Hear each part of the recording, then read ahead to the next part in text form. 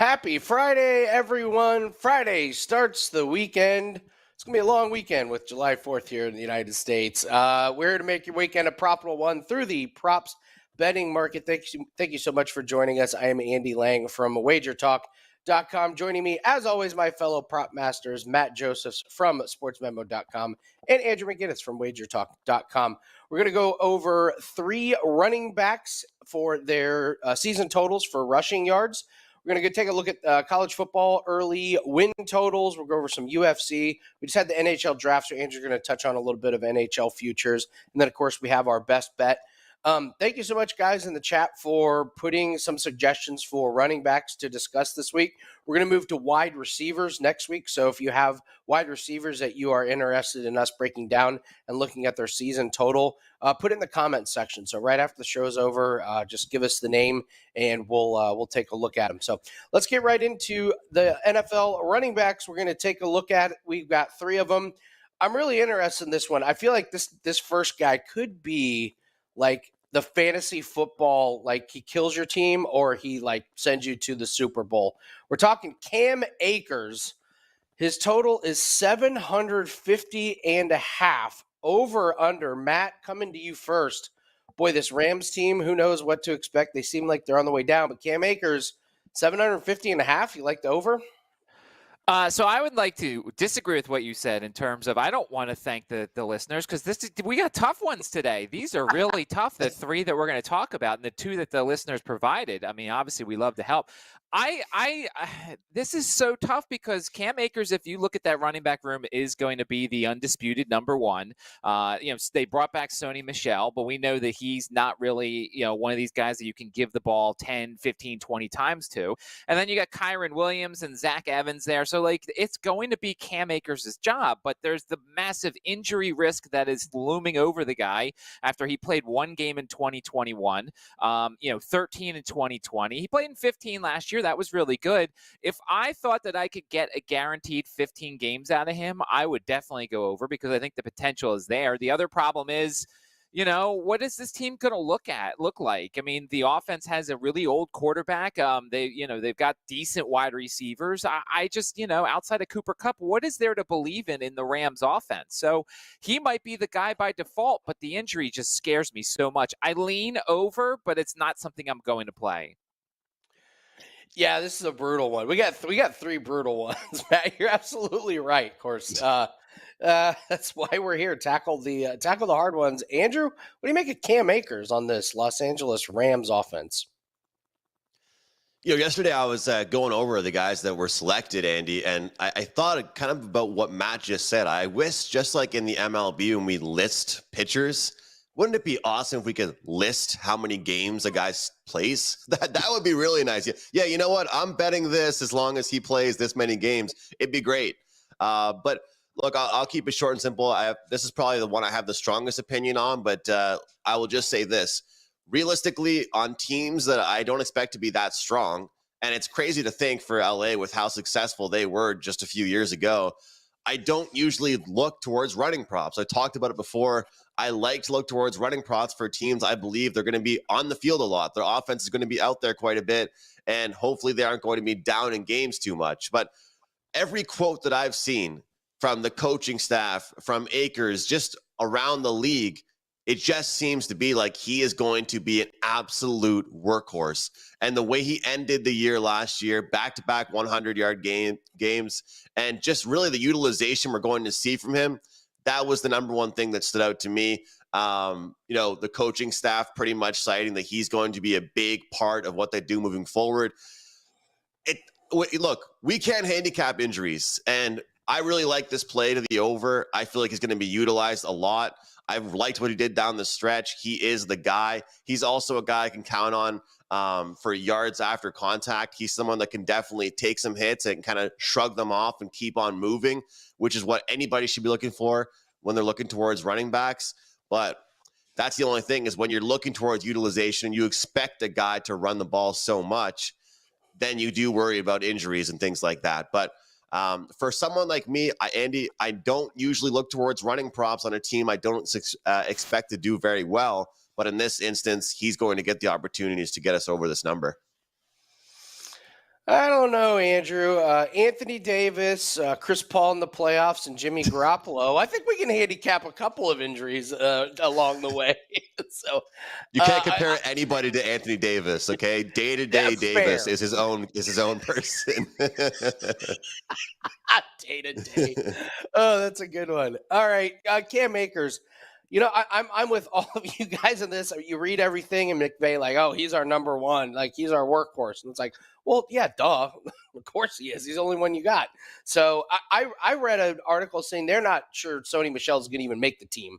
That he may not even be on the roster on day one. So I went and looked at the schedule, and one of the bad things for Cam Akers, and this is why I think I'm going to lean slightly to the under, is the brutal running schedule that they have to start the year. So they have to go at Seattle to open up. You're going to get a healthy Seattle defense that seems to be improved.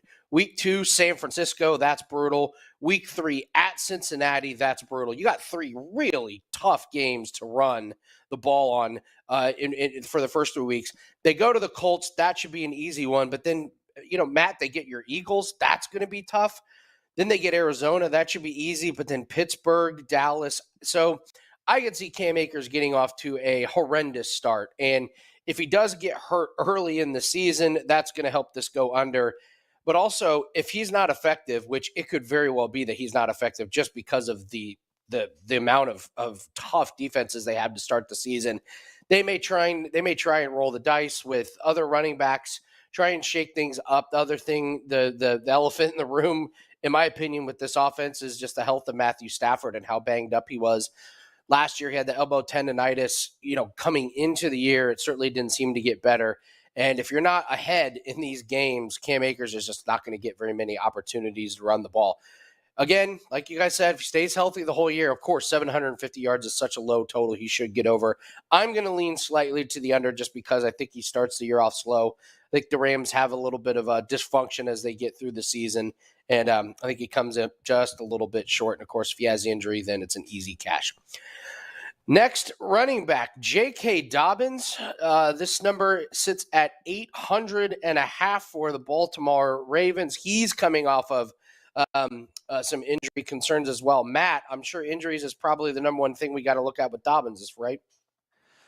I mean, once again, it's like the same situation. So I appreciate the listeners challenging us here, but this is another guy I can't touch. It's more of a, the injury situation is certainly huge, but you look in that running back room, they love Gus Edwards. They love Justice Hill.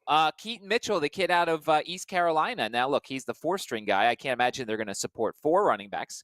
But you've got a J.K. Dobbins that, like, if you switch Cam Akers and J.K. Dobbins and you put Dobbins on the Rams, I think he'd sail way over it because he'd have more opportunities. He'd be the 15 to 20 carry guy that we hope he would be. You look at what he did last year in Baltimore. His high was 17, and that was the last game of the season, I'm guessing. January 1st might have been the last game of the season.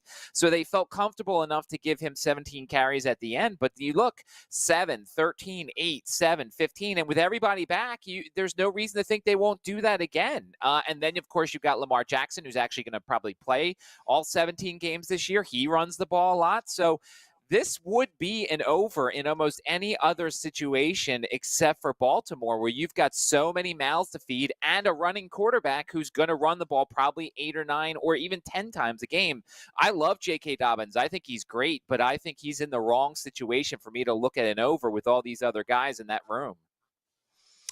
Andrew, J.K. Dobbins, this could be another guy, fantasy football. Like, you draft him late, he makes your team, or you draft him middle of the draft, and then he sucks, and all of a sudden there's Justice Hill scoring 10 rushing touchdowns on the ground. What do you make of J.K. Dobbins here for the Ravens? Yeah, good luck for anybody with their fantasy football teams deciding what to do with this team. That's for sure. Look, I think that Matt summed it up very well. If you look at this room, it's just a little bit less obvious to me that it's clear-cut one guy, he's going to get all the touches. We can look at numbers when he was healthy. We can look at numbers, after some injuries. I'm seeing 6.6 yards per carry, 92 rushing yards, and 14 carries per game at one point last year. But when I look at this guy, that's the thing for me, is that how many carries will he get? How much of the workload is shared? And one thing I saw, guys, some quotes from the offensive coordinator, I'm looking forward to seeing what he can do in the pass catching game. Well, we're talking about rushing yards here. We're not talking about what he can do. I mean, I'm sure fantasy guys will be happy. The team might be happy. But again, if he catches a 3-yard pass and runs for 60 yards, sorry, everybody, that's not a rushing yard prop. That is him catching the ball. So too many concerns for me. I'm going to go under on this one. I think that he could still have a great year and help the team out in a big way. But if you're sharing the carries, you're worried about injuries, and for what I just talked about with him potentially catching the ball more, it leads to me with too many variables. I'll go under here. Yeah, this is a clean sweep for this. J.K. Dobbins under his rushing total. It's strange because Baltimore Ravens, you would probably say at the end of the year, they're going to be a top 3 team in terms of total rushing yards for the team. Yet I don't know anybody that I would take an over on the rushing yards. You just don't know. J.K. Dobbins, is he healthy? Is he not? They have Gus Edwards. They have Justice Hill. They have Lamar Jackson.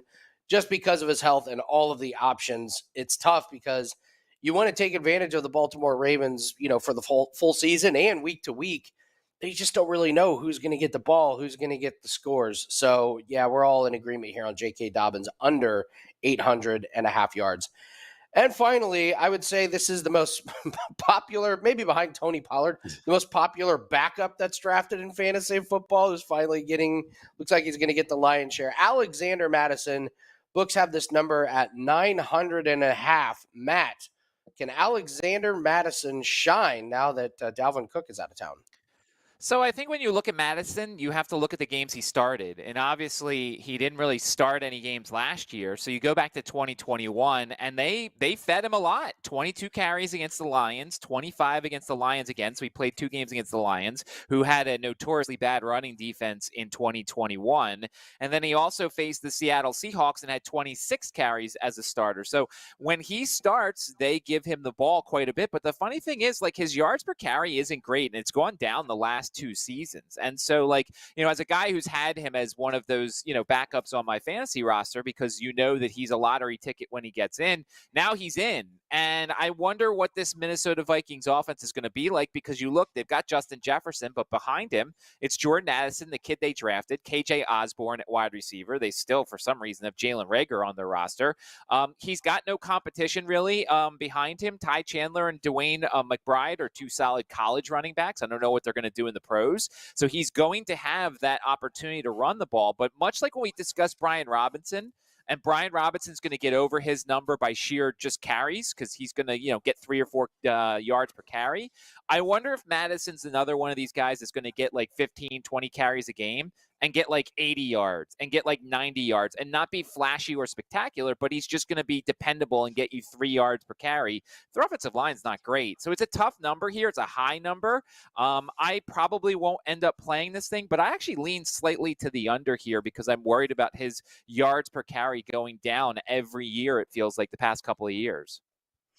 Andrew, Alexander Mattison going to be the lead back in Minnesota. What do you think about his number, 900.5? Yeah, well, to point out what Matt said there about when he was the guy, when Cook didn't play and he was injured, looking at it, I saw 5 games with at least 23 touches and 2 games with, 32. So that's a really good point about just him just absolutely driving the ball into the ground, just getting a lot of touches. I mean, the opportunities are going to be there. It's just a matter of is he the guy to make a play and to kind of, have some of those breakout rushes when he does get those. And it's kind of a good point that he mentioned, because when you look at somebody and how many touches and carries that they have, and then the results, they never really add up with this guy. It's like, okay, so this guy that also had half the amount of carries as you had the same amount of yards that you did. How does that make sense at all? And that's kind of what I found when I was looking towards other guys and how many carries they had and looking towards their numbers. And it was 5 or 6 average less carries than Mattison per game when Cook was out 2 years ago, but yet it was the exact same number. So I do worry about that. Yards per carry is a big factor, but I want to open this up for the room. Obviously, Andy, want to get your take, but I'll ask you guys this. There's a lot of free agents out there. what happens with this Vikings team? Do they pick somebody up? That was something I was thinking about last night. Is we're talking about this being his team for the most part. Do they pick somebody up, and does that change how we look at the running room here? I'll go first on that, and that's actually one of my concerns with him. 19 running backs went over this 900.5 yards rushing last year.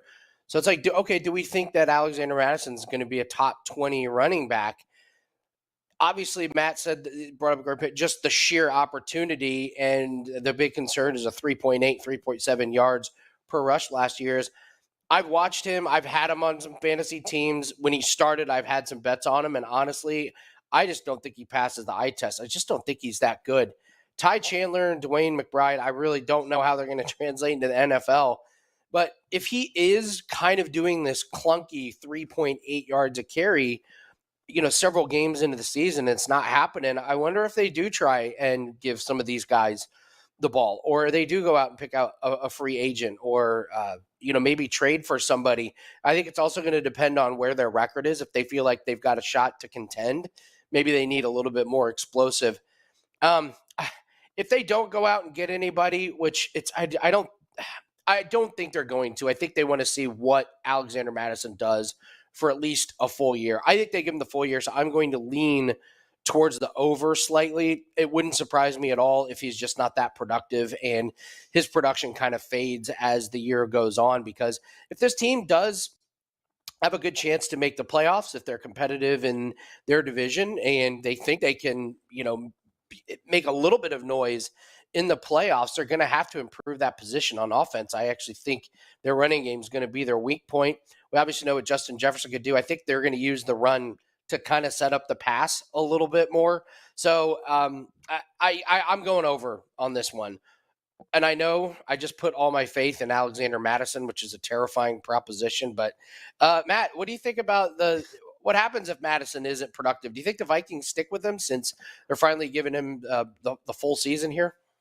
I mean, I think in situations like this, and this is why I feel like, because these lines are not going to move, you can't make a bet on any of these type of situations right now, because you still do. Obviously, Dalvin Cook is not going back to Minnesota, but Dalvin Cook is going to go somewhere and affect a running back situation. Kareem Hunt is still out there. He's going to affect the situation out there because if, let's say, Kareem Hunt goes to Minnesota, then Kareem Hunt is going to become the guy that, he's going to eat into Alexander Madison's work here. So this is one of those things, and once again, we could throw this out for the panel here. I have no rush to take a situation like this where I know the guy is number one, but could lose a little bit to a number two if he comes in. I'm not going to run and play this thing until I see where Kareem Hunt goes, because he's kind of that guy out there, that factor. Because if you sign Kareem Hunt right now, you're going to use him quite a bit, and that's going to eat into somebody's work, I would imagine. Yeah, 100% agree with that one. I didn't even think about Kareem Hunt. This would be a perfect landing spot for him. A team that's got playoff aspirations, that's got all the tools that maybe need a little bit of spark. That would be a perfect place to sign. I don't know. I feel like some of these running backs, they end up, even a lot of these free agents, they just kind of end up on teams you never expect. Like it's like, oh well, this would be a perfect fit. This would be a perfect fit, and then all of a sudden they're playing on the Tennessee Titans. You're like, what? When did that happen? So, yeah. I mean, guys, when we do these, we're obviously looking at the number. We're handicapping what the number is. But a lot of times when I'm looking at these, I'm kind of just like a firefighter, just literally trying to put out the fire, be like, okay, what's bad about this guy? What's bad with this guy? Cam Akers, I didn't see anything bad. When I looked at this list, Matt cracks the joke about the viewers giving us 3 tough ones today. Cam Akers is a perfect example of a guy that I would bet on right now. You know what I mean? But the only thing is that I don't really want to bet an over right now because of injuries and different things that could happen. But some of the other guys, and this last one we just discussed, there's too many things that worry me. And I don't want to be worried about a season-long prop, right? So that's just plain and simple. Like the Cam Akers, like you said, Andy, strong quotes. We know the workload's going to be his. It's a lot easier for me to bet a full season prop on a guy like that. So can I just add something real quick? The running back position. So here's who's still out there. Zeke, by the way, Dalvin Cook, Leonard Fournette, Kareem Hunt, J.D. McKissick, Mark Ingram, Rex Burkhead somehow still could hang around, Gio Bernard. So, any one of those 6, 7, 8 guys that I just mentioned, they could change any outlook for any of the running backs that we've talked about. Let's say the Rams sign one of these guys, then Cam Akers' outlook changes. So, this market, more than any other, it feels like free agents are going to change things more than anything else. Yeah, it's tough to take some of these futures on these running back situations that are not yet decided. Great work. There's your Cam Akers, J.K. Dobbins, and Alexander Mattison breakdowns. Once again, everyone in the chat, thanks for joining us today. Post a comment on wide receiver that you'd like us to break down. We're going to move our attention to the passing game and start breaking down some wide receivers next week.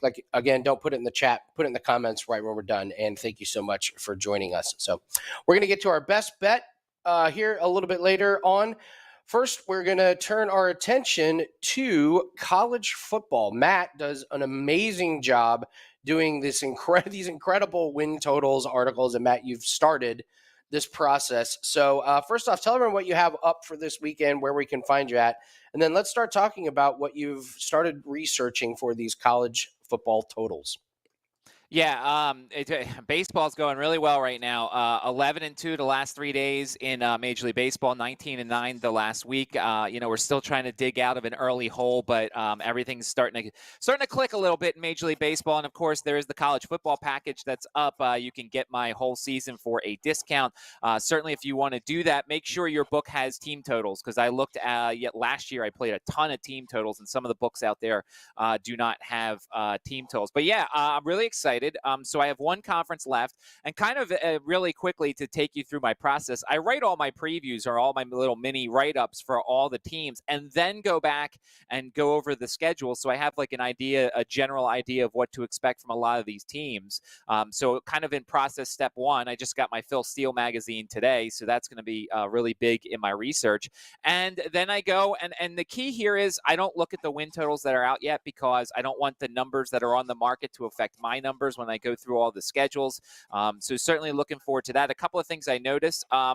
Navy and Army, they're getting away from the triple option a little bit. Army is going to have a little bit of a shotgun component to their offense. Early on, their offense might be a little bit of a fade here, because they basically recruit kids for the triple option.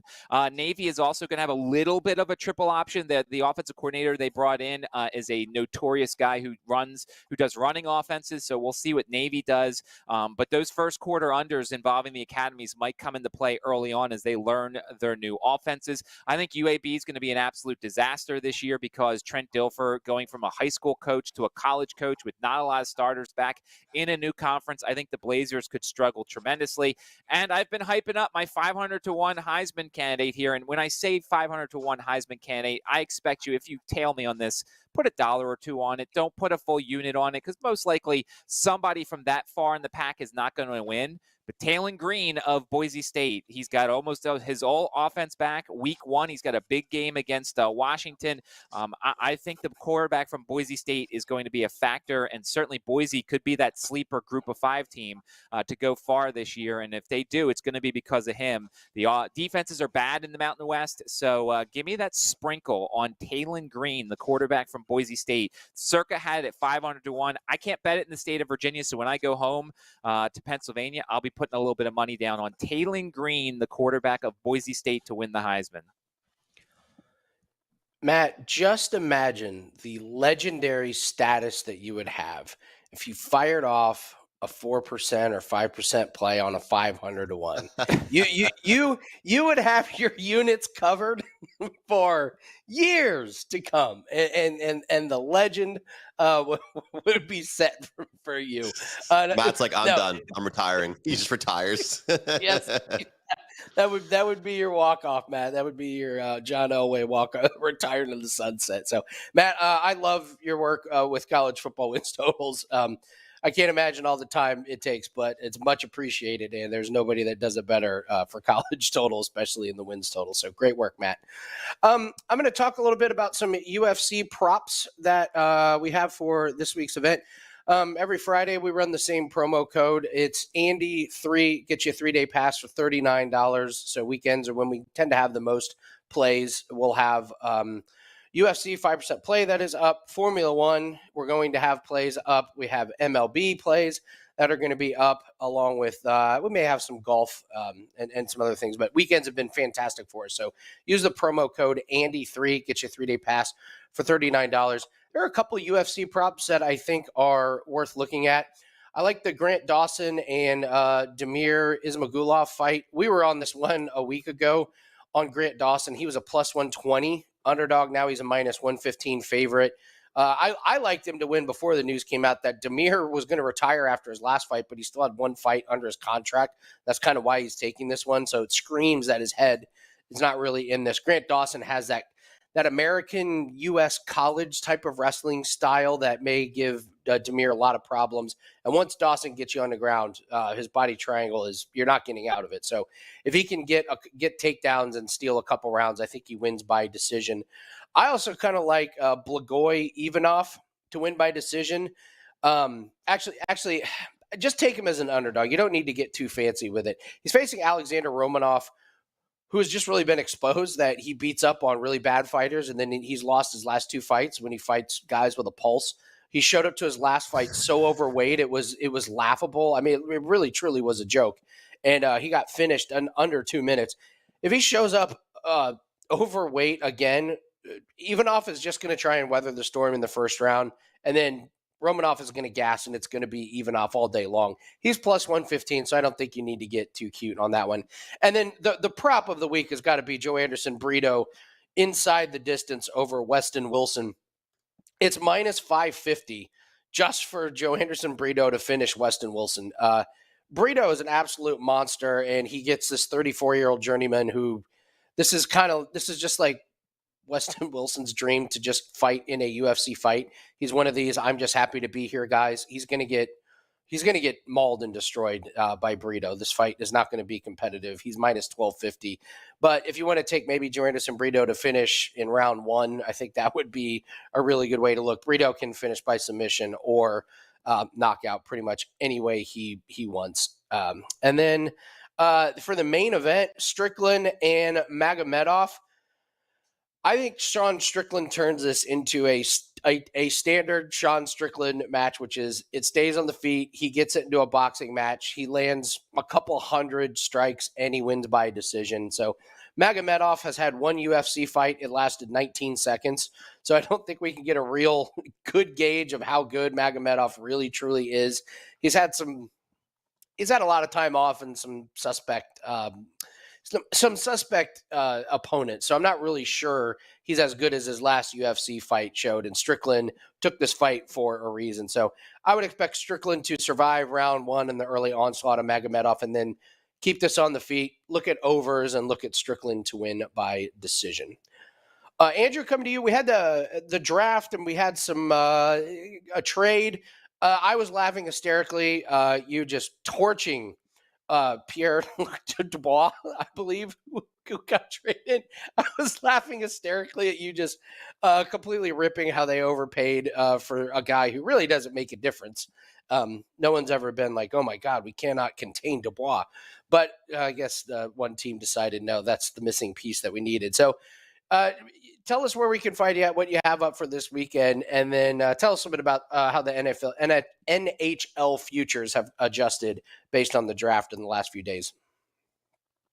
Yeah, thanks, Andy. Of course, WagerTalk.com, WT.buzz /AM. We've got UFC, we've got CFL, MLB. Most part for now, guys, it's team totals and first fives. I've officially committed to what many people were doing and avoiding those bullpens if I can. Too many losses in the ninth inning, guys, for me. Yeah, it's about time halfway through the season. It's about time for me. But look, as far as the NHL is concerned, just to jump into that, I look at the draft, and actually, no, I got to talk about what Andy just said, because as much as I ripped on that trade, Andy, with Pierre-Luc Dubois going over to the Los Angeles Kings, and they sent a few guys back, and I didn't really like the trade at all long term, right? But I guess this is the thing, and this is the problem with like typical hockey fans like myself, is that look at what the Vegas Golden Knights did. 6 years ago, the team didn't even exist, or the team started 6 years ago, and they were the most aggressive team in that next 6 years and it resulted in a championship. Now, this to me is bet on time for the LA Kings. I don't think Dubois is bad, Andy. I don't think he's what everyone thinks he is, but the center depth is really, really, really good right now for the LA Kings. Their third line center could be a top line center on a lot of teams. You've got Phil Deneau, Anze Kopitar, and now Pierre-Luc Dubois. Pick one of those guys and look at maybe the bottom third teams in the league, and I think one of those players could be a top line center on that team. So anyway, to get to some actionable info, they still have them up at DraftKings as 25-1.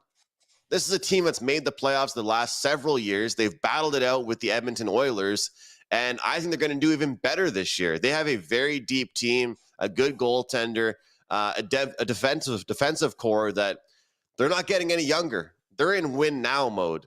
So when I'm ripping that trade on Twitter, I'm more so ripping that if they don't win next year, then they're in trouble then. They need to win ASAP and do well then because the trade, I think, long-term is going to really, really hurt that team. Real quick, the Vegas Golden Knights, everybody always asks, can this team do it again? Can a team like that do it again? They've been just salary dumping the entire time. They literally had a salary cap issue. They had guys that really performed well during the year that their contracts were up. They wanted to get paid. They went elsewhere. I'm looking to bet the under for season win totals on the Golden Knights when that comes out, probably throughout the summer. The New Jersey Devils, they made the biggest splash and I think the biggest presence over the past few weeks. They're a team I'm looking to bet on. The only problem is they're now the third favorites to win the Stanley Cup. They're 10-1. So do with that as you will. I think that number could probably get lower and lower as the season moves forward. But they pick up Tyler Toffoli, Andy's favorite hockey player, just a couple days ago. And they're just a very, very deep team right now. And just really quick, the Columbus Blue Jackets, guys, a team I'm looking to put a future in to win the East, and a team I'm looking to bet the over on their win totals.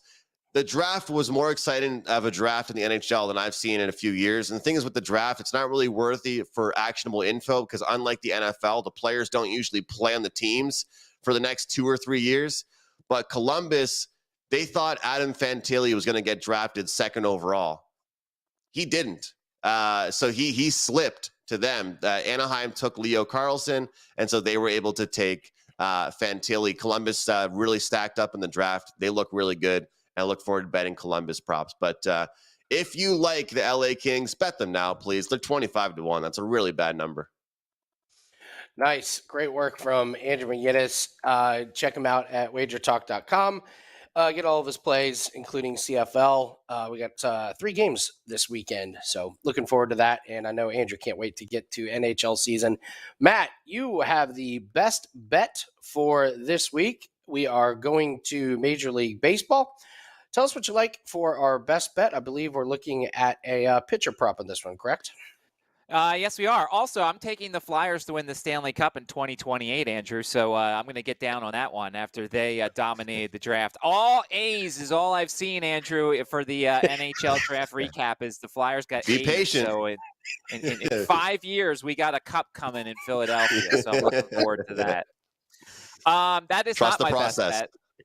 Exactly. Trust the skating process or whatever that is to apply to the hockey terms. All right. So we're going to go to Major League Baseball. It's one of my client plays, so obviously I like it a lot. We're going to over 4.5 strikeouts for Osvaldo Bido. Osvaldo Bido, who is the pitcher for the Pittsburgh Pirates. And, some of the numbers for him are fantastic. He's gone over this number of 4.5 in all 3 starts so far this season. The Brewers have a top 5-ish K rate versus right-handed starting pitchers. And here's my favorite number of all of them.